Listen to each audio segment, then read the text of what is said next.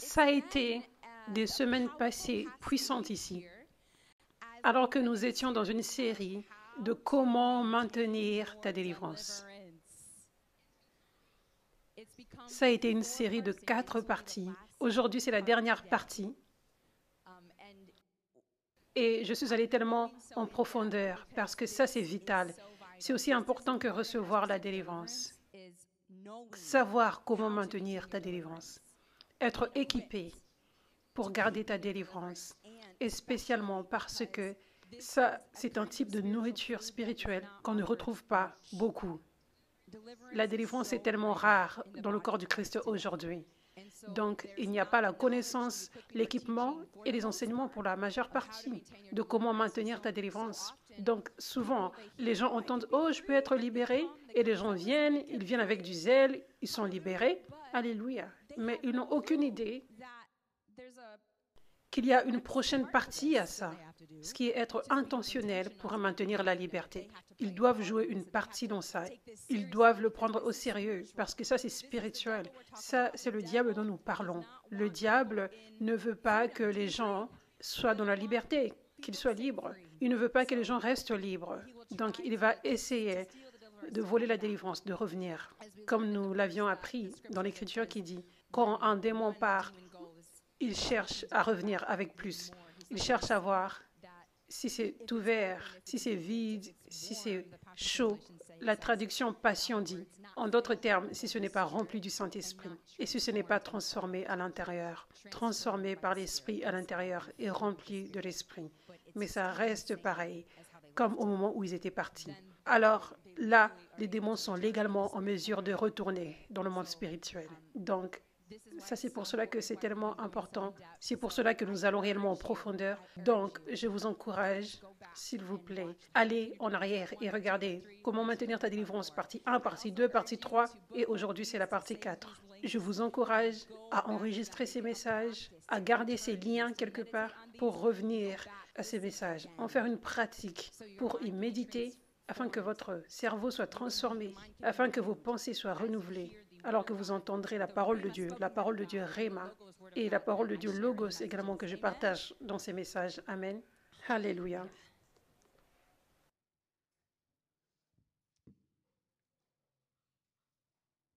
Donc, j'aimerais juste vous faire un petit résumé. Si c'est votre première fois, si vous n'avez pas entendu les 3 dernières semaines, j'aimerais vous donner juste un résumé rapide de ce par quoi nous sommes passés les semaines dernières par rapport à comment maintenir ta délivrance. L'abandon complet à Dieu est vital. C'est si important. Fermez les portes spirituelles, les portes qui étaient ouvertes pour que le démon vienne au travers du péché et dans les domaines où tu n'étais pas obéissant à Dieu, comme dans les relations que tu gardais et que tu ne devais pas garder. Tu dois être sérieux sur le fait de fermer toutes les portes afin que les démons n'aient pas un accès légal pour venir. Ils ont un accès légal quand tu laisses une porte ouverte. Quand nous désobéissons à Dieu au travers du péché en laissant des portes ouvertes, ça peut être aussi parler des paroles de mort. Ça, c'est un péché. Donc, ferme les portes. Aussi, remplis-toi du Saint-Esprit. Et j'avais partagé en détail qu'est-ce que ça signifie, se remplir du Saint-Esprit. Il y a beaucoup de choses qui sont incluses dans ça. Donc, tu peux trouver ça dans les messages précédents, la deuxième partie. Aussi, tu dois te rappeler que nous sommes appelés à combattre le bon combat de la foi et que nous sommes dans une bataille spirituelle. Nous ne sommes pas en vacances spirituellement, jamais. Nous avons besoin de vacances dans la vie, mais nous sommes toujours sur le champ de bataille. Nous sommes toujours appelés. Nous sommes toujours appelés dans le monde spirituel. Je me rappelle de mon père dans ma ville natale. Dans ma ville natale, il y a 1200 personnes dans toute la ville. Et il n'y a même pas de service de téléphone là-bas. Et à cause de ça, pour qu'il y ait des pompiers dans la ville, il fallait des volontaires. Donc, mon père précieux et beaucoup des membres de l'église dans laquelle j'avais grandi étaient tous volontaires depuis plusieurs décennies. Mon père se réveillait 2 fois à 3 heures du matin, à 8 heures du matin. On ouvrait les cadeaux de Noël un jour le matin et mon père avait dû partir pour aider les gens, pour aller faire le pompier et éteindre le feu gratuitement, sans aucune paye. Même les matins de Noël, il devait partir quelquefois. Je me rappelle quand j'étais enfant. Donc, c'est comme ça, dans un monde spirituel. Peut-être que nous sommes en vacances sur Terre, mais nous ne pouvons pas dormir, nous ne pouvons pas aller en vacances dans le monde spirituel. Nous devons tout le temps être appelés, nous devons toujours être alertés. Comme la Bible dit, soyez alertés, soyez vigilants, parce que le diable rôde autour comme un lion, cherchant qui dévorer. Donc, nous devons tous être alertés. Nous devons savoir à quoi nous sommes appelés. Nous sommes appelés à être des guerriers. Nous devons être appelés. Donc, pour maintenir ta délivrance, tu dois être alerté de cette bataille. Et tu dois toujours être prêt à combattre le bon combat de la foi. Tu dois être prêt. Tu dois savoir qu'il y aura un temps où le diable va essayer d'attaquer. Et c'est tellement important que tu ne le laisses pas gagner, que tu ne t'assoies pas là et que tu le laisses te frapper afin qu'il revienne. Mais tu dois te lever de cette chaise dans le monde spirituel et tu vas au travail, tu vas à la guerre, tu vas à la bataille et tu marches dans l'autorité que Jésus t'a donnée. Tu as l'autorité sur les démons, tu as l'autorité sur toutes les attaques de l'ennemi, toutes ces armes extérieures formées contre toi. J'avais parlé la semaine dernière que lorsque tu as des oppressions démoniaques, quand tu as des démons, ils sont à l'intérieur. Et c'est une vraie oppression, c'est comme une chaîne autour de toi. Ça, c'est pour cela que les gens jeûnent et prient et essayent de faire tellement. Je veux dire, ils prient depuis des heures et rien ne se passe. L'oppression est toujours là. C'est parce que c'est l'onction qui brise les jougs. C'est la puissance de Dieu qui libère les gens. Nous voyons les gens être libres dans l'église des Actes, alors qu'ils se positionnaient là où l'onction coulait. Comme Pierre, par exemple, il venait là où il servait les gens.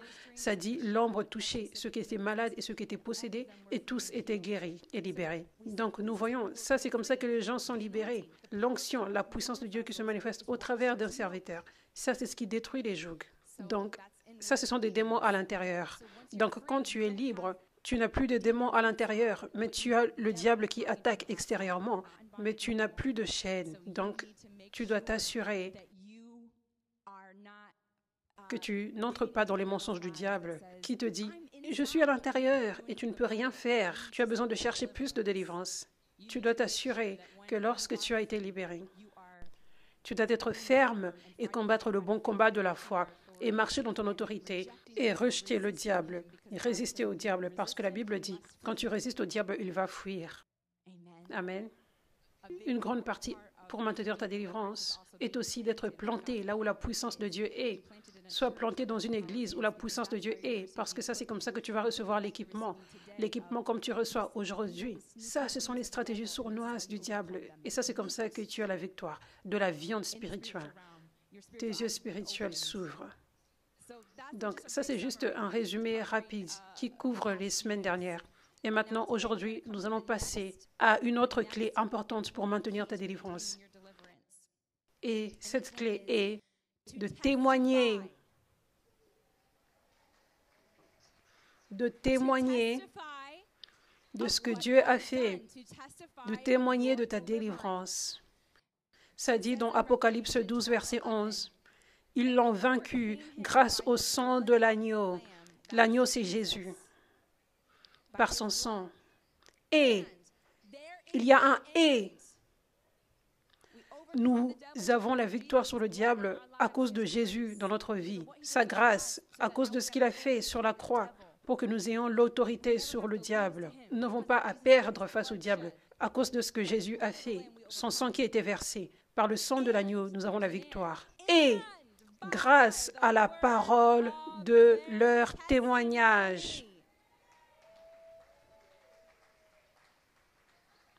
La Bible nous dit ici, ça c'est une clé de comment être victorieux sur le diable, de comment avoir la victoire sur ses attaques. C'est de témoigner.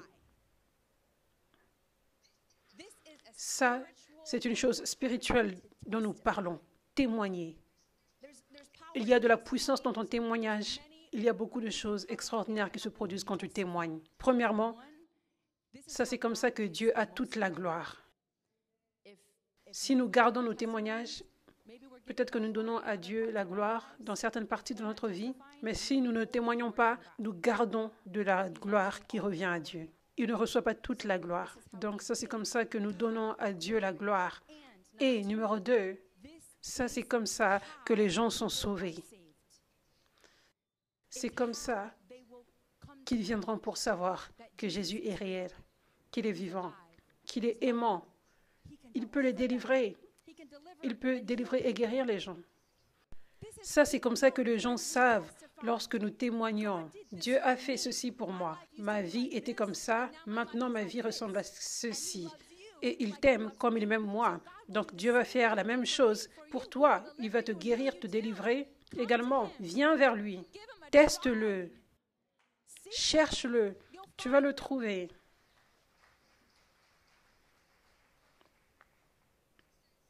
Ça dit dans Jean 4, verset 28, il y avait une femme samaritaine au puits et Jésus avait fini par prophétiser sur cette femme samaritaine. La puissance de Dieu s'était manifestée au travers de Jésus par sa parole prophétique.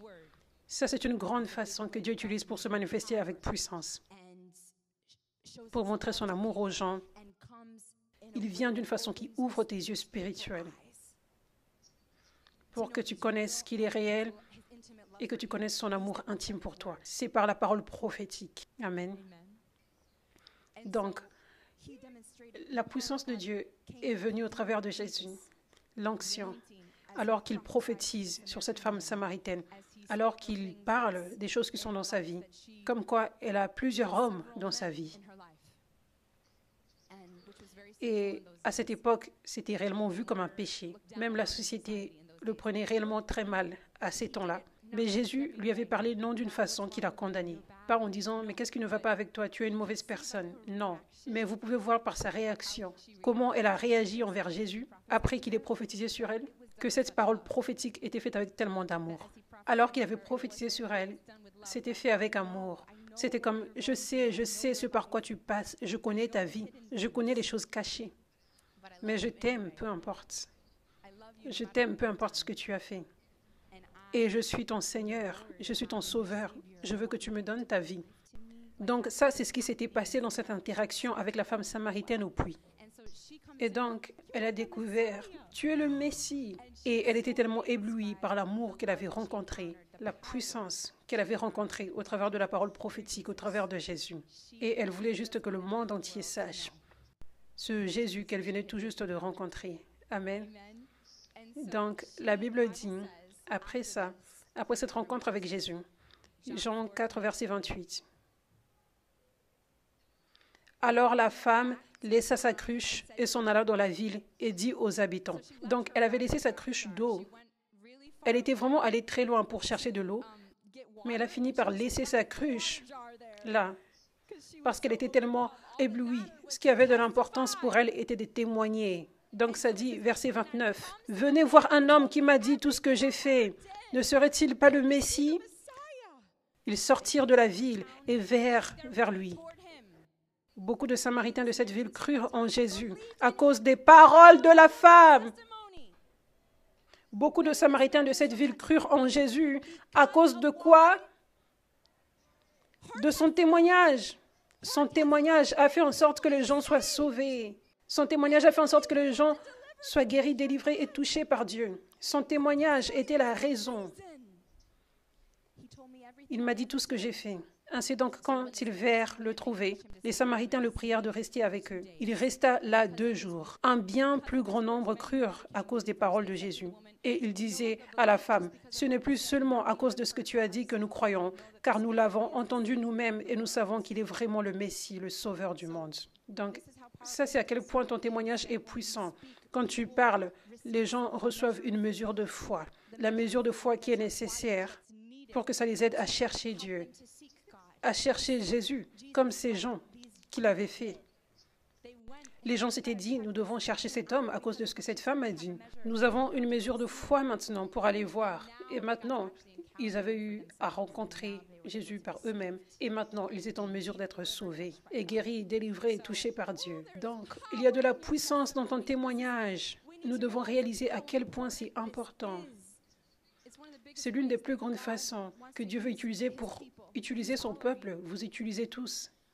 Mais nous n'en sommes même pas encore arrivés à l'autre partie puissante de ton témoignage. Donc ça, ce sont les deux premières parties puissantes de ton témoignage. Mais c'est aussi comme ça que tu as la victoire sur le diable. Ça, c'est une autre chose puissante que ton témoignage fait. Donc, ce qui se passe, c'est que quand tu ne suis pas les commandements de Dieu, qui sont dans sa parole et qui t'ont été enseignés, éclairés, au travers de ces enseignements, les semaines dernières, alors que j'ai partagé les différentes clés pour maintenir ta délivrance, ce n'était pas juste moi qui vous parlais, mais ça venait de la parole. Ce sont les révélations du Saint-Esprit qui viennent de la parole de Dieu.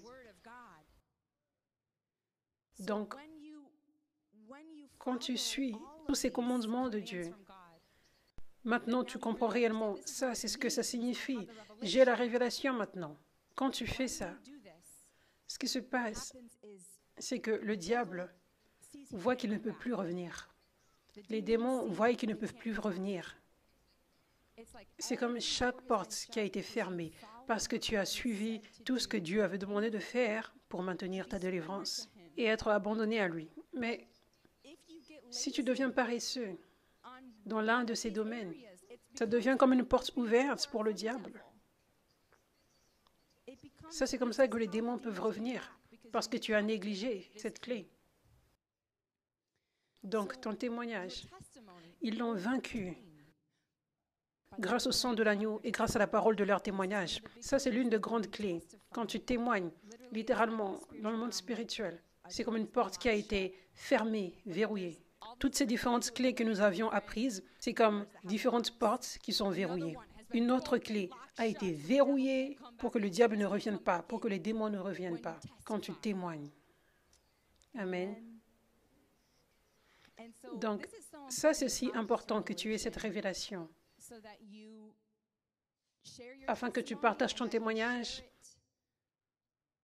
et que tu le partages de tout ton cœur et que tu le partages le nombre de fois que Dieu veut que tu le partages et que tu aies de la force et de la joie pour partager ton témoignage parce que tu as cette révélation, que toutes ces bonnes choses vont t'arriver. Dieu va avoir la gloire, beaucoup seront guéris, délivrés et sauvés et aucun démon ne peut revenir en moi. Ça, c'est comme ça que j'ai la victoire sur le diable en témoignant. Ça, c'est comme ça que c'est important que tu reçoives cette parole aujourd'hui, parce que tu as besoin de révélation. Certains d'entre vous pensez que témoigner, c'est juste partir par les émotions. Vous n'y pensez pas comme avec la révélation à quel point c'est puissant et à quel point c'est vital pour votre vie, pour votre santé spirituelle et pour rester libre. Amen. Donc,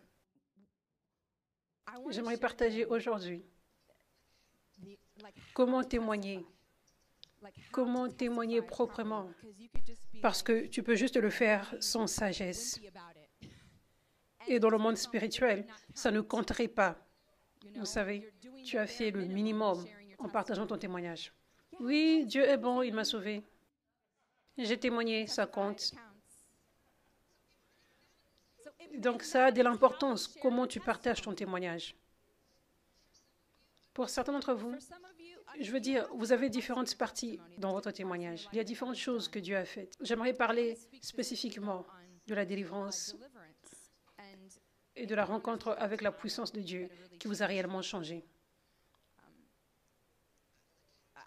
Comment proprement partager ces choses? Donc, pour certains d'entre vous, certaines parties de votre témoignage sont confortables pour vous à partager. Mais pour certains d'entre vous, il y a d'autres parties de votre témoignage qui sont réellement inconfortables à partager. Mais tu as toujours besoin de les partager pour vaincre. Donc, tu dois comprendre que oui, c'est inconfortable pour beaucoup de personnes de partager. Mais si tu veux vaincre le diable, si tu veux que Dieu ait la gloire, si tu veux que Dieu t'utilise pour sauver d'autres personnes, tu dois sortir de ta zone de confort et témoigner à propos de ça. Amen. N'aie pas honte de Jésus. N'aie pas honte de Jésus qui te délivre, qui te guérit. Pour moi, mon témoignage, pour moi, il y a des parties inconfortables. Inconfortables en termes du fait que je sais que certaines personnes ne vont pas aimer mon témoignage. Je sais que certaines personnes vont me rejeter à cause de mon témoignage. Par ça, je veux dire, pour un exemple, mon histoire n'est pas normale. Je veux dire, n'est pas typique. C'est unique. Et combien d'entre vous savez que nous avons besoin de quelque chose d'unique et quelque chose de nouveau pour que Dieu fasse quelque chose de nouveau dans l'Église aujourd'hui? Si nous ne voyons pas la puissance de Dieu, si nous ne voyons pas la guérison, les délivrances, cela signifie que nous avons besoin de quelque chose de nouveau. Et généralement, les choses qui sont nouvelles sont vues par beaucoup de personnes comme étranges, bizarres et mauvaises la plupart du temps. L'étrangeté qu'ils voient, parce qu'ils n'ont jamais vu ça auparavant, les choses uniques qui se passent, font en sorte qu'ils pensent que c'est mauvais. Ça, c'est le système de pensée sceptique et pharisien. C'est mauvais. Ça, c'est l'opposé d'être comme un enfant. Ça, ce n'est pas être enseignable. Nous devons être comme des enfants et savoir que nous avons toujours beaucoup à apprendre. Donc, nous sommes comme des enfants. Nous sommes prêts pour que Dieu nous confonde. Nous sommes prêts pour que Dieu nous enseigne une chose nouvelle. Nous sommes prêts pour que de nouvelles révélations soient illuminées pour nous dans les Écritures. Nous sommes prêts. Donc, quand ça arrive, nous ne rejetons pas. Quand ça arrive, nous ne disons pas « c'est bizarre et étrange », mais nous disons « ça, je crois, c'est une nouvelle chose que j'attendais ». Amen. Alléluia. Donc, pour moi, pour mon témoignage, vous savez, mon père spirituel, il est dans notre pays, il est de l'Est de l'Afrique. Et j'avais reçu un transfert d'onction de la part de mon père spirituel. C'est mon père spirituel qui avait prophétisé que j'étais appelée à être une apôtre de Jésus-Christ. La parole de Dieu était venue au travers de lui. Et je savais que c'était Dieu et j'y avais cru. Et je voulais être dans la volonté de Dieu, donc j'avais obéi à Dieu. Et ensuite, j'avais reçu un transfert d'onction. J'avais commencé l'Église cette année-là, 9 mois après avoir reçu cette prophétie, et je ne voyais pas la puissance de Dieu se propager tangiblement toutes les semaines. Je ne voyais pas ça. Ensuite, 9 mois après avoir commencé l'Église, j'avais reçu plus de transferts d'onction. J'avais fait un sacrifice, j'avais voyagé pour aller voir mon père spirituel, prophète George David, dans son église, à l'est de l'Afrique, en Tanzanie. J'étais venue assoiffée et dans l'attente pour recevoir un transfert d'onction. J'étais remplie de soif, je voulais voir Dieu se manifester avec puissance à Los Angeles, dans l'église, et toucher les gens. Et j'avais vu comment Dieu se manifestait avec puissance au travers de mon père spirituel dans son église, avec des milliers de personnes. Je voyais la puissance de Dieu se manifester comme jamais auparavant. Et je savais que le transfert d'onction était réel. Je savais que c'était l'une des plus grandes façons que Dieu utilise pour relâcher son onction. Donc, j'étais venue dans l'attente et dans la soif. Et j'avais reçu, j'étais tombée par la puissance de Dieu. Et instantanément, j'étais différente. J'ai pris l'avion pour retourner et pendant 24 heures dans l'avion, tout ce que je faisais, c'était que de lire la Bible. Et j'avais des révélations de la parole que je n'avais jamais eues avant. Donc, c'était un voyage de 24 heures dans l'avion. Et normalement, tu es tellement fatigué, tu regardes des films ou des choses comme ça. Mais pendant tout ce temps, je lisais la parole de Dieu, ou je priais. Et je criais à Dieu pour qu'il se manifeste avec puissance. Pendant tout ce temps, j'étais juste comme « Waouh, je suis déjà changée à cause de ce transfert d'onction. » Alléluia. J'étais tellement plus spirituelle et remplie du feu du Saint-Esprit. Donc, quand j'étais revenue à l'église cette semaine, ce dimanche, j'étais tellement dans l'attente comme jamais auparavant. Et Chantal n'était pas encore venu à l'église, mais sa maman était venue en premier et son père. Et ça, c'était 2 semaines avant que Chantal arrive. Ils avaient ensuite invité Chantal à venir. Mais ce jour-là, sa maman était devant et j'avais imposé ma main sur elle et elle était tombée par la puissance de Dieu. Et j'étais choquée parce que je n'avais jamais vu Dieu se manifester avec n'importe quel type de puissance au travers de moi jusqu'à ce moment-là. Donc, à partir de là, l'onction prophétique était venue sur moi et j'avais commencé à prier pour une personne et des paroles venaient juste au travers de moi. Pour la première fois, ça ne m'était jamais arrivé de toute ma vie.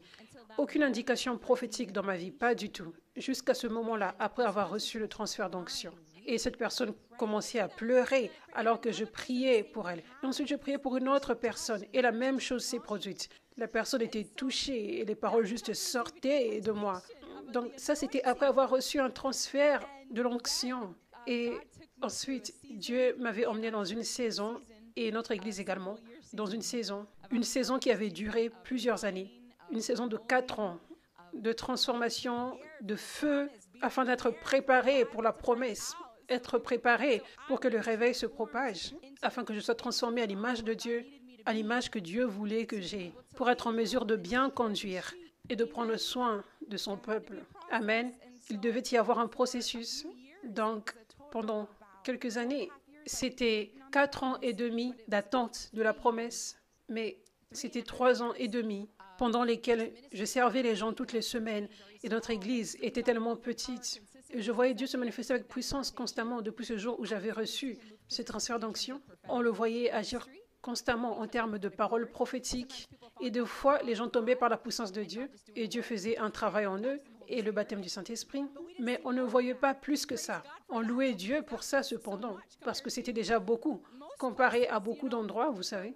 Mais on ne voyait pas de délivrance, on ne voyait pas de démons manifestés, on ne voyait pas réellement de guérison ou de témoignage de guérison. Avec ça, c'était Dieu qui m'emmenait dans ce processus de transformation et Dieu qui bâtissait ma foi afin que je lui obéisse, peu importe ce que je vois, peu importe combien de fruits je voyais ou la sensation qu'on avance. Donc, 4 ans et demi étaient passés depuis que j'avais entendu la prophétie pour la première fois, que j'étais appelée à être une apôtre, que j'étais appelée à toucher les nations.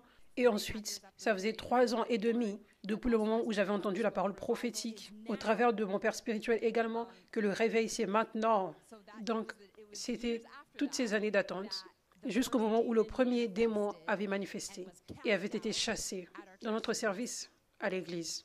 Et cette onction avait grandi en moi et le transfert d'onction a continué de couler au travers de moi, jusqu'à ce moment-là où Dieu était prêt à se manifester. L'onction avait grandi en moi, mais ensuite il y avait ce moment spécifique où Dieu voulait la relâcher le niveau supérieur pour que les démons commencent à manifester.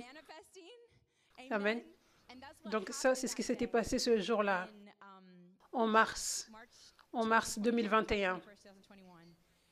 Et donc, à partir de là, les écluses des cieux étaient juste ouvertes. Cette onction qui grandissait en moi commençait juste à couler constamment et les démons se manifestaient dans tous les services et les gens étaient libérés dans tous les services. Et ensuite, 300 personnes étaient venues 2 mois plus tard et le réveil avait juste éclaté. Les gens étaient libérés partout. Et ensuite, ça a grandi à partir de là, depuis ce jour-là, il y a 2 ans. Ça a juste grandi et grandi. Amen. Donc, une grande partie de mon témoignage de comment j'ai reçu cette onction de la part de Dieu et comment nous voyons les démons partir et ces témoignages extraordinaires, des enfants qui sont libérés de l'autisme dans d'autres pays à cause de l'onction qui se manifeste au travers de l'écran.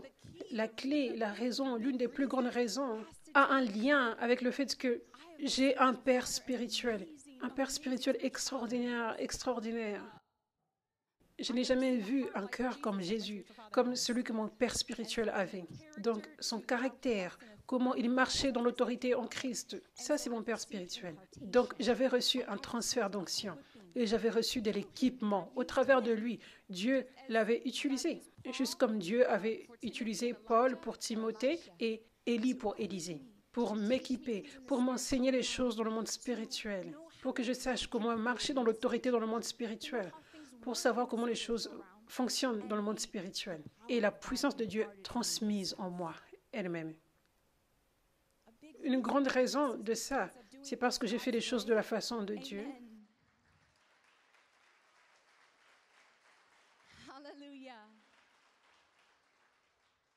Une grande raison pour tout ça, la raison pour laquelle nous sommes tous là aujourd'hui, c'est parce que moi j'ai obéi à Dieu et j'ai juste fait les choses de la façon de Dieu. Quand Dieu a déclaré cette parole au travers d'un prophète, je l'ai reçue comme une vraie parole de Dieu, au lieu d'être sceptique et de critiquer. Parce que je savais que c'était Dieu qui parlait. Et quand Dieu m'a conduite à être sous lui, comme une fille spirituelle, j'avais dit oui, parce que ça c'était le plan de Dieu, c'était la volonté de Dieu, ce n'était pas au hasard. Ce n'est pas comme ça que ça fonctionne quand ça en vient à avoir un père spirituel ou une mère spirituelle. Ce n'est pas comme toi qui choisis qui est celui que je préfère. Non, c'est Dieu qui te conduit. Donc, j'étais obéissante dans ça.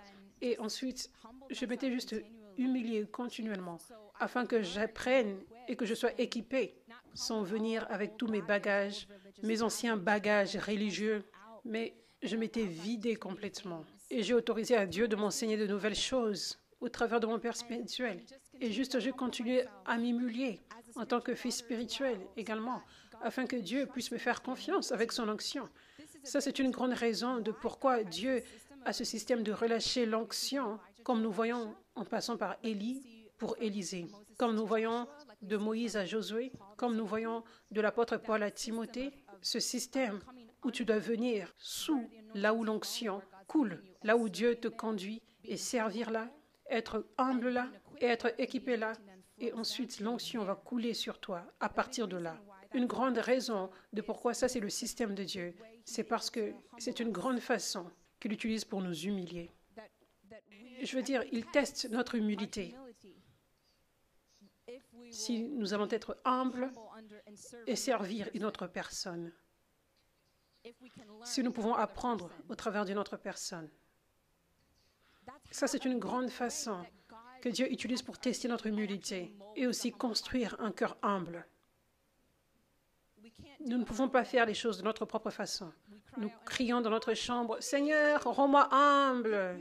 Tu pries pour que Dieu t'humilie. Ça, c'est comme ça qu'il va t'humilier. Il va te demander de servir une autre personne, de te soumettre là, être humble là, apprendre là, avoir un cœur de serviteur là, vous savez.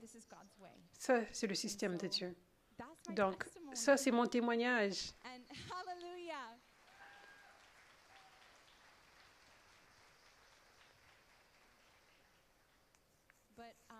Vous savez, Jésus était venu de cette façon nouvelle. Il était un charpentier. Je veux dire, son père était charpentier également.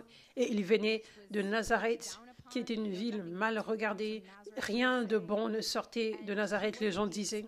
Et il n'était pas le Messie auquel les gens s'attendaient. Il n'était pas celui qui est oint auquel les gens s'attendaient. Il n'en avait pas l'apparence. Sa ville natale n'était pas une ville que les gens regardaient en se disant que le Messie pourrait y venir. Et ça, c'était une grande raison de pourquoi il était haï, il était rejeté. Ça, c'était une grande raison de pourquoi les pharisiens pensaient qu'il venait du diable et qu'il était un faux prophète. Et ils disaient même qu'il utilisait de la puissance démoniaque pour chasser les démons. Un mensonge pur, inventé. Une grande raison de pourquoi il faisait ça, c'est parce que Jésus n'était pas attendu avec cette apparence. Il était nouveau et étrange et bizarre pour eux, n'est-ce pas? Donc, c'est la même chose aujourd'hui. Et Dieu va venir de cette même façon aujourd'hui. Il utilise les choses faibles pour confondre la sagesse des sages. Il va faire en sorte qu'on vienne des endroits comme Nazareth. Alors les gens nous rejettent. Ça, c'est juste comme ça que Dieu se manifeste. C'est pour notre bien. C'est pour nous humilier. Alors qu'on est rejeté par beaucoup de personnes. Je veux dire, ça, c'est comme ça aussi que Dieu se manifeste aujourd'hui. Donc, j'ai vu ça avec ma vie. J'ai vu ça avec ma vie. Pour moi, personnellement, mon passé, je n'ai pas fait l'école biblique. Je voulais être une chrétienne, chanteuse et compositrice. Et avant ça, je voulais être une actrice. Donc, quand les gens voient ce passé, ils ne se disent pas automatiquement « Oh, ça fait du sens », vous savez. Il y a beaucoup de choses folles et faibles, vous savez, pour que les gens me rejettent à cause de mon passé, comment je parais, d'où je viens, mon passé, mais aussi mon père spirituel. Mon père spirituel, il est de l'Est de l'Afrique, il est de la Tanzanie, il a une culture complètement différente. C'est une culture complètement différente dans leur église, leur façon de faire les choses, leur façon d'honorer, leur façon de prendre les offrandes, de donner les offrandes. Tellement d'aspects différents, d'une culture différente. Pas non biblique, mais une différente culture.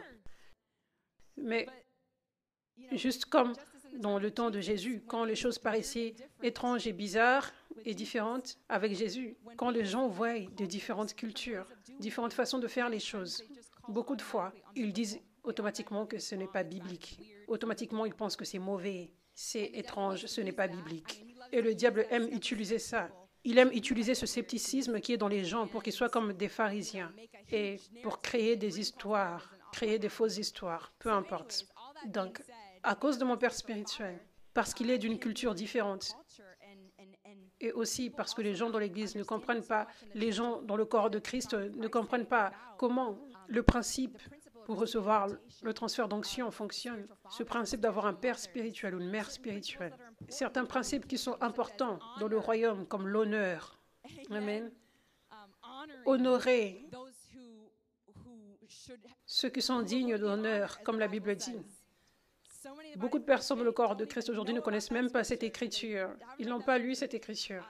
Donc, à cause de tout ça, certaines fois, les gens me rejettent à cause de mon père spirituel.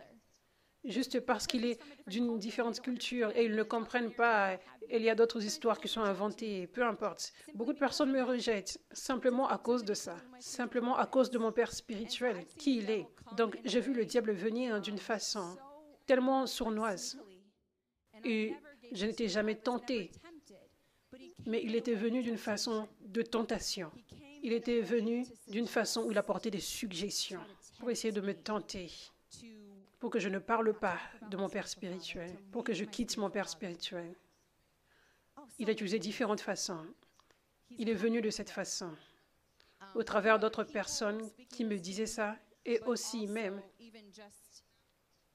le nombre de gens, à quel point le rejet était venu dans ma vie, à quel point il y avait eu des problèmes qui étaient inventés simplement à cause de mon père spirituel. Donc, il y avait cette tentation, cette suggestion du diable. Peut-être que tu devrais quitter, peut-être que tu devrais ne pas parler de lui. Comme ça, les gens vont plus t'accepter et personne n'aura de problème, ce sera facile et tout ça. Je n'étais jamais tombée dans ce piège, jamais, parce que j'aime mon père spirituel tellement. Alléluia. J'aime mon père spirituel tellement et je ne peux jamais le quitter. Je veux dire, il devrait avoir tellement d'honneur. Jésus a toute la gloire. Jésus a toute la gloire. Mais en termes de comment mon caractère a été transformé, comment j'ai été équipée, comment je peux voir dans le monde spirituel, l'onction qui se manifeste au travers de moi, les directions prophétiques que j'ai reçues, Dieu l'a utilisé puissamment, jour après jour, semaine après semaine, année après année dans ma vie. Donc, il mérite l'honneur. Amen. Alléluia. Donc, ce n'était jamais une tentation pour moi, mais je pouvais voir que ça, c'était ce que le diable voulait essayer de faire, parce qu'il connaît ce principe important. Il connaît, ça c'est le principe de Dieu pour relâcher l'onction sur ma vie, pour relâcher l'onction ici et la propager dans le monde entier. Donc, si je m'éloignais, l'onction allait se couper.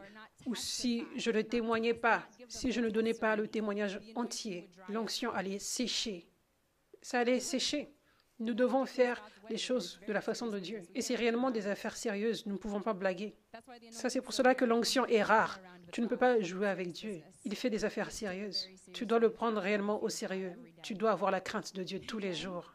Amen. Tu blagues, bye bye l'onction. Oui. Donc, partager mon témoignage est inconfortable. Ce n'est pas complètement confortable de faire ça. Parce que je sais que juste alors que je partage mon témoignage, automatiquement, cela signifie que les gens vont me rejeter. Je sais automatiquement que quelqu'un va créer un clip vidéo de ce que j'avais dit en essayant de couper certaines parties pour créer une vidéo où on m'expose de façon étrange. Je sais ça à chaque fois que je témoigne. Donc ça, ce n'est pas confortable, mais je le fais. Amen. Alléluia. Je veux maintenir ce que j'ai reçu. Je veux maintenir la liberté et l'onction que j'ai reçue. Et je veux voir cette onction grandir. Je veux voir la volonté de Dieu être faite. Je veux voir les objectifs dans ma vie s'accomplir complètement. Je veux voir cette onction toucher le monde entier. Donc je veux continuer de témoigner sans honte. Je n'ai pas honte de mon Jésus. Je n'ai pas honte du Saint-Esprit. Je n'ai pas honte de mon Saint-Esprit qui se manifeste avec puissance pour que les démons tremblent et qu'ils soient chassés. Je n'ai pas honte de mon Saint-Esprit qui se manifeste au travers des pères spirituels et des mères spirituelles. Je n'ai pas honte de mon Saint-Esprit qui se manifeste au travers des serviteurs, au travers de mon Père spirituel pour m'équiper et pour transférer cette onction en moi. Je n'ai pas honte de mon Saint-Esprit. Je n'ai pas honte de mon Saint-Esprit qui parle au travers des prophètes aujourd'hui, la vraie parole de Dieu. Je n'ai pas honte de mon Saint-Esprit et je n'ai pas honte de faire n'importe quelle chose que mon Saint-Esprit me demande de faire pour honorer mon Père spirituel. Je n'ai pas honte. Je n'ai pas honte de faire ce que Paul dit quand il avait dit « J'étais devenu comme les gens de ce peuple afin que ce peuple me reçoive pour Jésus. » Je n'ai pas honte d'aller dans une autre culture et m'accroupir et déposer une offrande à ses pieds. Parce que dans cette culture, ça c'est comme ça que tu honores un serviteur de Dieu. Ça n'a rien à voir avec le fait d'adorer, c'est s'accroupir et déposer une offrande et dire « Je comprends que c'est ton obéissance qui a fait en sorte que cette onction coule au travers de toi pour toucher ma vie. Donc je t'honore et je sème une offrande ici, sous tes pieds. Tu es le leader de ce ministère. » Ça, c'est leur culture. Ça, c'est ce qu'ils font. Je n'ai pas honte de le faire. Amen. Je n'ai pas honte. Je n'ai pas honte. Alléluia. Gloire à Dieu. Gloire à Dieu. Merci vous tous. Je vous bénis tous. Ça me touche tellement d'avoir votre soutien. Vous tous qui vous levez et qui acclamez. Merci beaucoup. Alléluia. Alléluia. Alléluia. Merci beaucoup. Je suis tellement bénie. Merci Jésus. Merci Jésus. Et aussi, c'est tellement important pour moi de partager mon témoignage parce que je sais que ça, c'est le système de Dieu pour relâcher son onction. Il y a quelques cas mineurs dans la Bible où nous voyons Dieu apparaître au buisson ardent devant Moïse, par exemple, et il a commencé à relâcher l'onction en lui sans utiliser un autre serviteur. La même chose avec Élie. Il y a quelques cas où Dieu dépose juste l'onction sans utiliser quelqu'un d'autre. Donc Dieu peut le faire aujourd'hui absolument, mais ce n'est pas la façon principale qu'il utilise pour relâcher l'onction. Sa façon principale pour relâcher le transfert d'onction, afin que d'autres personnes marchent aussi dans la puissance de Dieu, c'est de diriger son peuple à être planté sous un père spirituel, une mère spirituelle. Et cette onction coule au travers de cette personne pour être transférée sur les personnes qui sont en dessous. Comme ça dit dans Psaume, ça dit que c'est comme de l'huile qui est déversée sur la tête d'Aaron, sur sa barbe et ensuite sur le bout de ses vêtements. Donc ça, c'est le principe pour recevoir l'onction. Il faut que tu viennes sous la personne, il faut que tu serves sous la personne, il faut que tu viennes pour être planté sous là où Dieu a relâché cette onction. Dieu relâche l'onction à un serviteur de Dieu, comme Élie, comme Moïse, comme l'apôtre Paul. Et donc, il faut que tu viennes, que tu serves là et que tu sois planté là. Et la même onction qui est sur la tête va être relâchée et vous touchez, vous tous qui êtes en bas. Ça, c'est le principe de recevoir l'onction. Donc, je sais quelle est la bonne façon de partager mon témoignage. Si je ne partage pas mon témoignage, alors vous tous, et vous tous qui regardez dans le monde entier, ne serez pas en mesure de recevoir l'onction. Vous ne saurez pas comment on fait ça. Si je disais, oui, Dieu m'a ointe, mais sans partager comment il m'a ointe, comment ça s'est produit, qu'est-ce que j'ai fait, qu'est-ce que j'ai fait pour recevoir, suivre les principes de Dieu et sa façon et son ordre. Vous tous, vous ne sauriez pas et vous ne receviez pas. Donc, juste comme nous lisons dans la Bible aujourd'hui, je veux dire, Paul, il dit avec ses paroles, vous avez plusieurs enseignants, mais vous avez seulement un seul Père spirituel. Et je suis devenu votre Père spirituel. Je dois lire pour que vous le sachiez, parce que certaines personnes disent, on ne doit pas avoir des pères spirituels, mais Paul dit, je suis devenu votre Père spirituel. Donc, c'est écrit dans la parole de Dieu. Amen.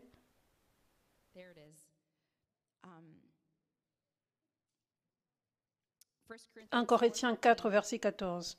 Ce n'est pas pour vous faire honte que j'écris cela, mais je vous avertis comme mes enfants bien-aimés. En effet, même si vous aviez 10 000 maîtres en Christ, vous n'avez cependant pas plusieurs pères, parce que c'est moi qui vous ai donné la vie en Jésus-Christ par l'Évangile. Je vous en supplie donc, soyez mes imitateurs. Pour cela, je vous ai envoyé Timothée, qui est mon enfant bien-aimé et fidèle dans le Seigneur. Il vous rappellera quels sont mes principes de vie en Christ, tels que je les enseigne partout, dans toutes les églises. Donc, parce que Paul avait déclaré ceci, il avait prêché ceci, et ça a été écrit dans la parole de Dieu.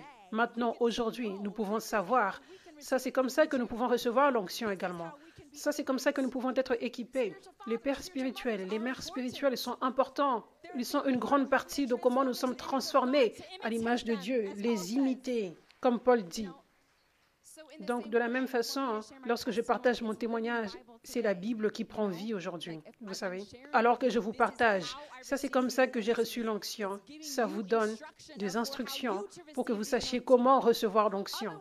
Sinon, si je ne partageais pas mon témoignage avec vous, vous iriez juste dans vos chambres en train de jeûner et de prier et de crier à Dieu pour l'onction et rien ne se serait produit.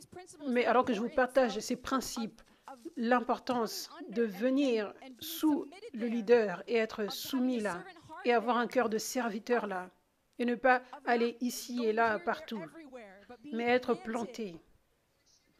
Alors que je vous enseigne l'importance de servir, avoir un cœur de serviteur et aider le travail de Dieu qui prend place là, dans l'Église, sous là où Dieu t'a appelé. Alors que je vous partage l'importance de l'honneur, alors que je vous partage l'importance du transfert d'onction, alors que je vous partage ces choses, maintenant vous avez appris, maintenant vous savez comment vous positionner. Qu'est-ce que vous avez besoin de faire afin que vous receviez l'onction? Mon cœur est que vous receviez ce que moi j'ai reçu, afin que vous marchiez dans l'onction également et chassez des démons qui sont dans vos enfants.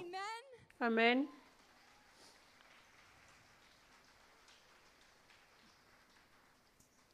Donc, ça, c'est pour cela que c'est vraiment important que je partage mon témoignage. Donc, je voulais juste vous partager que nous avons tous des parties inconfortables dans nos témoignages, où ce n'est pas facile, c'est inconfortable, mais tu dois le faire, peu importe, si tu veux maintenir ce que tu as reçu. Tu ne peux pas avoir honte de n'importe quelle partie de ton témoignage. Ton témoignage inclut à quoi les choses ressemblent, comme la manifestation par exemple. Ça, c'est pour cela que nous partageons les vidéos, parce que c'est pour la gloire de Dieu. Les témoignages qui sont relâchés de comment les gens sont sauvés et sont appelés à être plus proches de Dieu. Ça, c'est pour cela que Dieu m'a commandé de poster toutes les vidéos, toutes les délivrances. Ne gardez aucune vidéo pour que Dieu ait la plus grande gloire, afin que le plus grand nombre de personnes soient attirées vers Jésus pour recevoir la délivrance. Parce que Dieu se manifeste dans chaque délivrance différemment. Chaque témoignage est différent. Il y a des gens qui ont besoin de ton témoignage. Il y a des gens qui ont besoin de voir Dieu te toucher. Ils ont besoin de voir la vidéo où tu étais touché par Dieu. Il y a des gens qui ont besoin de ça pour être sauvés. Je veux dire, il y a tellement de témoignages tout le temps où j'entends quelqu'un dire « La puissance de Dieu se manifestait au travers de cette vidéo et m'a délivré. » Imagine si c'était ta vidéo. Mais tu dis, supprimez ma vidéo. Je suis embarrassée. Et maintenant, la personne ne peut pas être libérée. Ça, c'est sérieux. Nous devons être courageux et partager nos témoignages. Chaque partie, la vidéo, et partager comment nous sommes différents, qu'est-ce que Dieu a fait, comment nous étions avant et après. Amen. Les gens ont besoin de l'entendre. Les gens ont besoin de le voir. Les gens ont besoin de voir ton témoignage. Vous ne pouvez pas imaginer le nombre de commentaires et le nombre d'emails que je reçois tous les jours de différentes personnes qui disent « Dieu m'a délivré au travers de cette vidéo. Dieu m'a touché au travers de cette vidéo, de la délivrance qui se produisait, au travers de cette vidéo de quelqu'un qui témoignait. » Je ne peux pas échapper à ces témoignages où les gens disent comment le témoignage de ce qui s'est passé ici a touché les gens. Je pense que c'était toi, messieurs. Je marchais et je t'avais entendu parler à Weston en lui disant « J'avais vu ton témoignage et ça m'a touché, ça m'a changé et ça a changé beaucoup de personnes. » N'est-ce pas? Oui. Alléluia.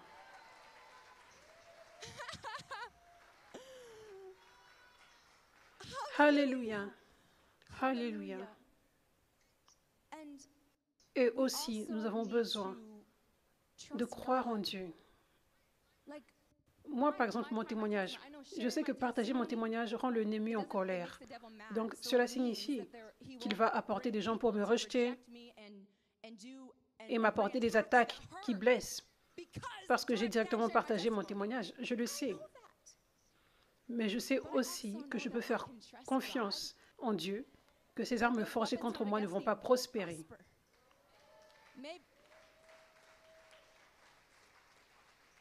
Peut-être que les choses seront inconfortables, mais ça en vaut la peine d'être dans la volonté de Dieu et la récompense qui va venir et tous les bénéfices pour le royaume qui viendront à cause du témoignage qui a été partagé. Et aussi parce que je peux maintenir ce que j'ai reçu, Dieu sera fidèle pour me protéger. Et je partage ceci parce que je sais que certaines personnes ont des peurs, des inquiétudes, des peurs pour partager le témoignage. Ils ont des peurs, des inquiétudes par rapport au fait de partager leur moment de délivrance, peut-être des choses auxquelles ils ont renoncé. Le diable viendra dans les oreilles pour essayer d'apporter de la peur. Imaginez si telle personne voit, si telle personne voit. Le diable peut même dire, « Oh, peut-être que ça, ce n'est pas bon de partager. Peut-être que quelqu'un viendra contre toi parce que tu as renoncé à telle chose. Légalement, ce n'est pas correct. » Mais tu dois faire confiance en Dieu. Dieu n'est pas comme, « Oh, nous ne devons pas partager cette merveille que j'ai faite. »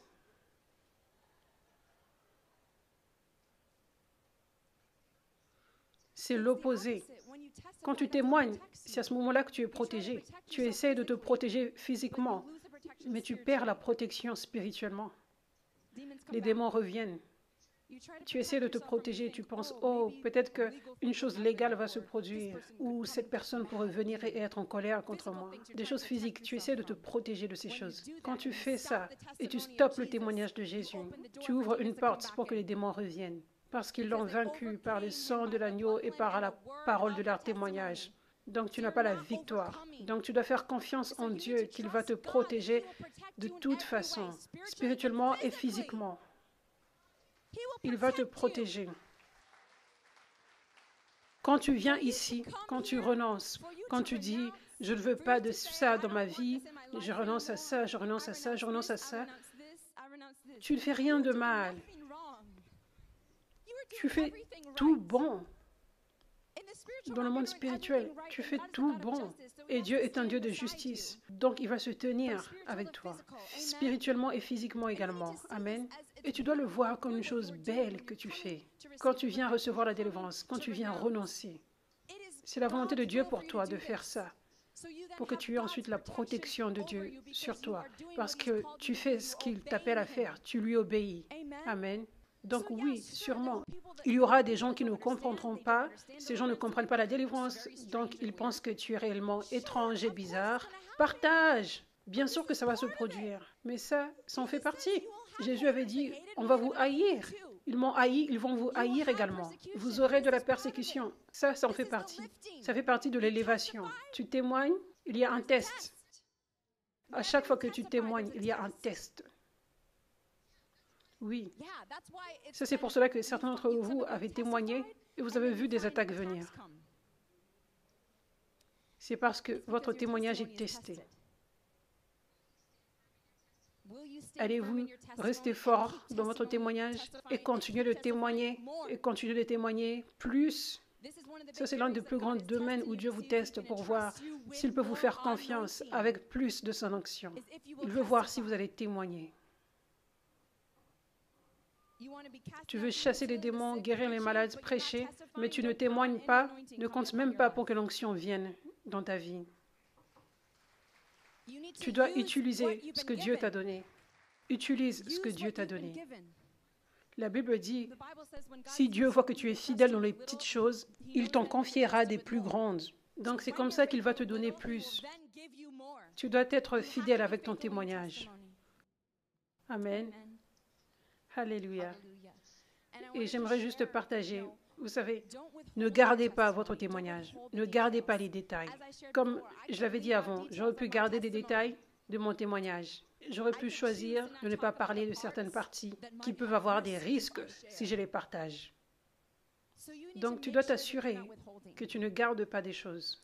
L'écriture que nous avons lue par rapport à la femme samaritaine, ça dit, elle avait parlé à tout le monde à propos de Jésus. Elle avait parlé de tout ce qui s'était produit. Elle avait raconté toute l'histoire. Et ensuite, elle avait dit, allez le voir. Cette femme aurait juste pu dire, waouh, je viens d'avoir une expérience miraculeuse qui a changé ma vie. Dieu est réel. Vous devriez croire en Dieu, vous tous. Au temps des pharisiens, les gens qui étaient venus voir Jésus et ils étaient délivrés. Il y avait des pharisiens autour. Il y avait beaucoup de pharisiens autour et ils étaient venus, ils avaient témoigné et ils auraient juste pu dire « Dieu est réel, il nous a délivrés ». Et c'est tout. Aucun pharisien n'aurait ennuyé ces personnes. Mais s'ils avaient dit « Jésus m'a délivré, je suis allé là où il servait les gens, je me suis positionné là où cette onction coulait à partir de Jésus et c'est comme ça que j'ai été délivré ». Les pharisiens, à ce moment-là, allaient être en colère. Ils allaient essayer de faire des choses contre ces personnes, mais ces personnes seraient protégées. Et maintenant, des tonnes de personnes qui ont entendu ce témoignage seraient comme ces gens avec la femme samaritaine et viendraient donc ensuite vers Jésus, celui qui délivre. Ils se positionneraient pour recevoir l'onction. Donc, tu ne dois pas garder ton témoignage. Et le diable regarde. Le diable cherche une petite porte pour revenir.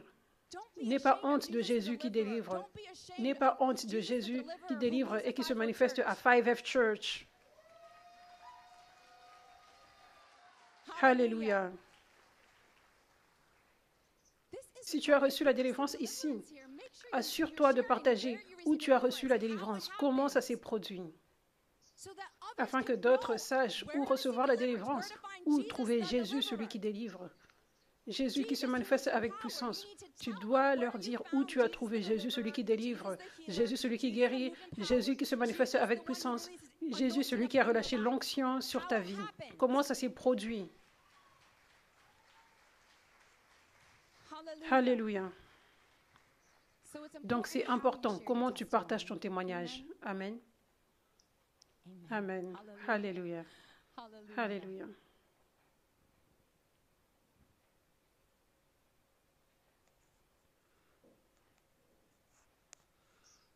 Donc, ça, c'était le témoignage. Est-ce que vous êtes tous excités de partager votre témoignage aujourd'hui? Est-ce que vous êtes maintenant excités de partager? Tous les dimanches, nous filmons les témoignages. C'est Mira qui marche juste maintenant. Ça, c'est le temps parfait. Merci Saint-Esprit. Elle filme les témoignages tous les dimanches après le service.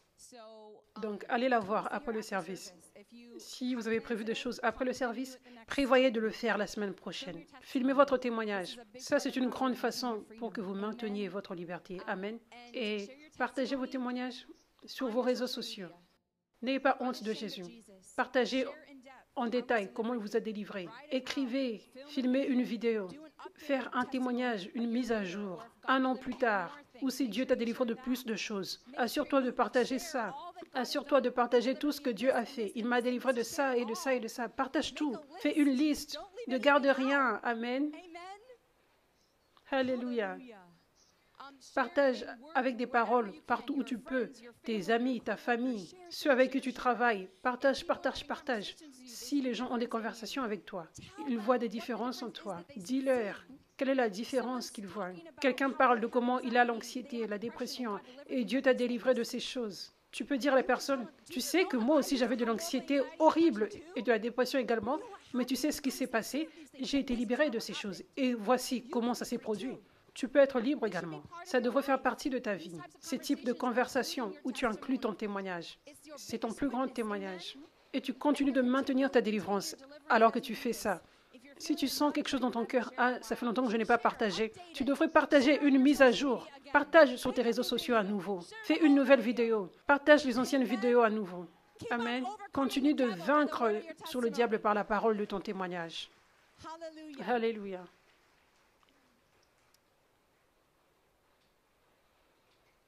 J'aimerais partager cette dernière partie maintenant. J'aimerais changer. Ça, c'était le témoignage. Et la dernière partie de comment maintenir ta délivrance, c'est Luc 5, verset 12. Alors que Jésus était dans une des villes, un homme couvert de lèpre le vit, tomba le visage contre terre et lui adressa cette prière. « Seigneur, si tu le veux, tu peux me rendre pur. » Jésus tendit la main et le toucha et dit, « Je le veux, sois pur. » Aussitôt la lèpre le quitta.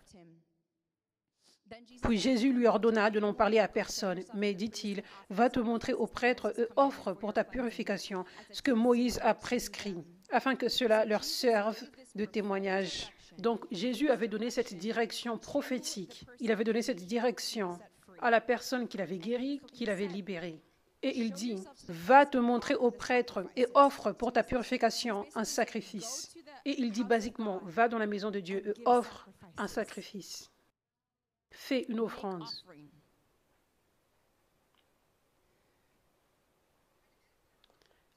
À chaque fois que Dieu fait quelque chose de grand pour toi, tu devrais toujours le remercier. Et réellement le remercier. Si quelqu'un dans ta vie te touche tellement, si quelqu'un dans ta vie te touche tellement, tu dis merci, je suis reconnaissant, merci. Tu déclares ces choses pour cette personne. Mais si quelqu'un fait quelque chose de vraiment grand pour toi dans ta vie, tu vas faire probablement plus que ça. Amen. Probablement, ça va inclure du sacrifice. Probablement, ça coûte quelque chose. Probablement, tu vas acheter quelque chose pour cette personne. Probablement, tu vas donner un cadeau. Même si c'est acheter une carte cadeau, tu fais quelque chose de grand quand quelqu'un t'a béni énormément, quelque chose qui t'a réellement béni. Amen. Vous avez tous déjà fait ça, n'est-ce pas? Le mot merci ne suffit pas. Donc ça, c'est comme ça que ça devrait être avec Dieu. À chaque fois que Dieu fait quelque chose de grand pour toi, et la délivrance, c'est l'une des grandes choses qu'il puisse faire pour toi, tu devrais aller au-delà de juste dire merci avec ta parole. Faire un sacrifice touche Dieu, et donner dans le royaume de Dieu touche Dieu tellement. Parce que c'est l'une des grandes façons pour que physiquement et spirituellement son royaume avance. C'est lorsque nous supportons le travail de Dieu, numéro 1. Ça, c'est pour cela que c'est important pour lui. Et aussi, numéro 2, nous avons tous besoin d'argent sur cette terre pour la nourriture. C'est quelque chose dont nous avons besoin.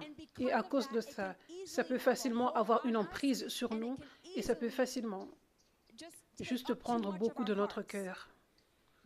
Dieu veut avoir toute partie de notre cœur. Là où est ton cœur, c'est là où aussi que sera ton trésor. Donc, tu considères ton argent comme un trésor parce que tu as besoin de la nourriture et tu veux ceci. Tu veux les vêtements, tu veux la maison, tu veux l'argent et tu veux impressionner les filles, peu importe ce que c'est. Ça, c'est un trésor. Dieu veut nos trésors. Il veut nos cœurs plus sur lui que sur ces choses, que même la nourriture. Il veut tout notre cœur, afin que nous regardions à lui comme celui qui nous pourvoit. Pas « j'ai besoin de cet argent pour survivre, j'ai besoin de cet argent pour les choses que je veux ». Il veut que tout notre trésor soit sur lui, afin que tout notre cœur soit placé en lui. Ça, c'est pour cela que Dieu nous demande de donner.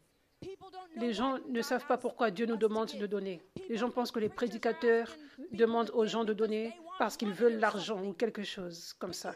Mais tu dois savoir spirituellement pourquoi Dieu nous demande de donner. C'est à propos de ton cœur. Quelque chose de tellement puissant se produit dans le monde spirituel quand tu fais un sacrifice d'argent à Dieu. Certaines personnes comprennent Dieu veut des sacrifices, mais vont sacrifier d'autres façons que Dieu ne leur demande pas.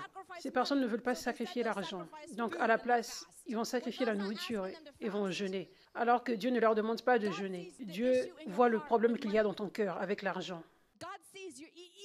Certains d'entre vous, vous ne sentez même pas avoir un amour pour l'argent. Je veux dire, vous n'êtes même pas comme en train de désirer des voitures et des grandes maisons. Rien de ça. Mais Dieu vous voit vous inquiéter par rapport à l'argent. Il vous voit vous inquiéter par rapport à ça. Je ne parle même pas de tous les jours, mais il voit cette petite emprise que l'argent a sur toi.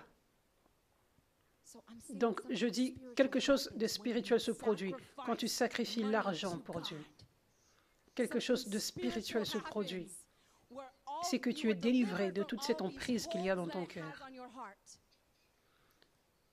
Et si tu es quelqu'un qui aime l'argent et tu désires tellement des choses physiques, quand tu sacrifies à Dieu, au-delà de la zone de confort, tu sacrifies des offrandes à Dieu, quelque chose de spirituel se produit, où Dieu transforme ton cœur, au point où tu n'as même plus un désir pour toutes ces choses. Au lieu, à la place, ton cœur devient comme « Seigneur, je veux que tu aies tout mon argent. » Donc, peu importe ce à quoi ça ressemble.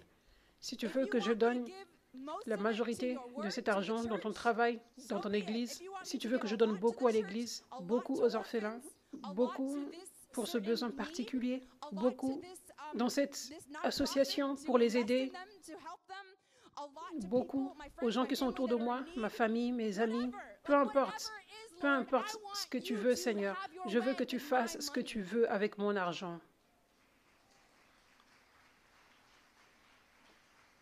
Ça devrait être notre cœur. Donc, quand le temps arrive et que Dieu te dit, je veux que tu me représentes bien, tu peux acheter ce beau vêtement. C'est de la bonne qualité. Ça coûte plus, mais je veux que tu aies cela. Tu achètes parce que Dieu t'a conduit. Pas parce que tu te dis, c'est mon argent, je le veux. Et je le veux pour cette raison, pour que je paraisse bien pour moi-même. Mais quand Dieu a tout ton cœur en termes d'argent, alors il te conduit parfaitement. À chaque fois que tu achètes des choses chères, peut-être, que c'est des vêtements ou une voiture, c'est conduit par Dieu. Et c'est pour un but. Le but est de donner à Dieu plus de gloire et d'être une lumière dans le monde. Vous savez? Amen. Donc, j'aimerais vous partager brièvement le principe de donner les offrandes, de donner l'argent à Dieu. J'aimerais vous partager pourquoi ça c'est un principe général. Ça, c'est un commandement de Dieu, que nous apportions des dîmes, mais aussi que nous soyons généreux, que nous donnions plus que 10%, que nous soyons généreux. Donc, ça, c'est juste un principe général que je vous partage à propos des offrandes, que beaucoup ne connaissent pas. Beaucoup ne connaissent pas la vérité spirituelle derrière. Et les gens ont été tellement endoctrinés à cause des abus par lesquels ils sont passés ou qu'ils ont vu se produire.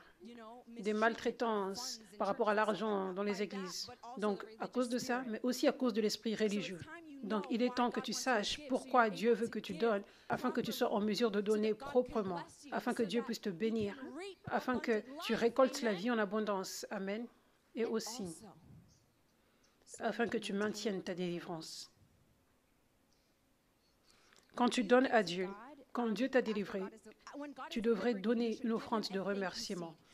Tu devrais le voir comme une offrande de remerciement. Pas nécessairement, je sème parce que sinon les démons vont revenir. Non, non, non. Je dis, ça devrait être une offrande de remerciement. Merci Jésus d'avoir fait ça pour moi. Mais aussi, à chaque fois que tu sèmes, tu récoltes. C'est un principe. Quand tu as été délivré, cette onction puissante qui t'a libéré, tu as besoin de plus de cette onction dans ta vie pour t'aider. Le diable veut revenir. Tu as besoin de plus de cette onction pour la protection dans ta vie. Plus de l'onction pour t'équiper, pour ouvrir tes yeux spirituels, pour discerner les tactiques du diable. Oui, tu as reçu les enseignements dans l'Église, mais tu as besoin de plus de cette onction sur toi pour que ça t'aide spirituellement, pour que tes yeux s'ouvrent plus. Donc, tu devrais avoir cette révélation. J'ai été délivré, je veux être sérieux sur le fait de maintenir ma délivrance, donc je vais semer une offrande de remerciement spécial. Et je sais qu'alors que je sème cette offrande, même si c'est juste merci Dieu, parce que tu mérites un merci par le sacrifice, je veux honorer cette onction à cause de ce que Dieu a fait pour moi. Amen. Mais aussi, je sais qu'il y a une récolte qui va venir. Je sais qu'il y a une récolte d'onction qui vient et ça va être cette onction spécifique avec cette offrande. Une onction spécifique pour m'aider à maintenir ma délivrance. Amen. Donc, une fois que Dieu t'a libéré, tu devrais lui donner une offrande de remerciement. Le remercier de t'avoir libéré avec cette révélation que plus d'onction vient sur ta vie dont tu as besoin pour t'aider à rester libre. Et tu devrais continuellement semer des offrandes à Dieu, le remercier de t'avoir libéré. Avec cette offrande spécifique, avec l'intention où tu es comme, je veux que cette onction m'aide à rester libre et pour que je marche dans la vie en abondance et pour que j'augmente dans l'onction. Amen. Alléluia.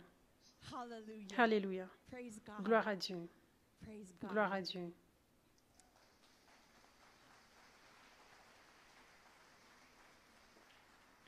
J'aimerais juste partager une écriture en plus. Luc 21, verset 1. Jésus leva les yeux et vit les riches qui mettaient leurs offrandes dans le tronc. Il vit aussi une pauvre veuve qui y mettait 2 petites pièces. Alors il dit, je vous le dis en vérité, cette pauvre veuve a mis plus que tous les autres, car eux tous ont pris de leur superflu pour mettre des offrandes à Dieu dans le tronc. Mais elle a mis de son nécessaire tout ce qu'elle avait pour vivre. Cette écriture nous montre à quel point ça touche Dieu quand nous donnons beaucoup, quand nous donnons avec l'inconfort, quand nous faisons un sacrifice. Ces gens riches donnaient l'argent, mais si tu as des millions de dollars et tu donnes 1000 $, Dieu ne voit pas cela comme assez. Il t'a béni avec tout ça. Mais ça, ce n'était même pas un petit sacrifice. Et tu utilises les restes des millions de dollars pour toi-même. Mais ensuite, il y a cette veuve qui a juste quelques pièces. Elle donne toutes ses pièces. Et Jésus est tellement touché par ça. Vous voyez, dans le monde spirituel, pourquoi Dieu veut que nous donnions généreusement. C'est à propos du cœur, afin qu'il ait tout notre cœur. Amen.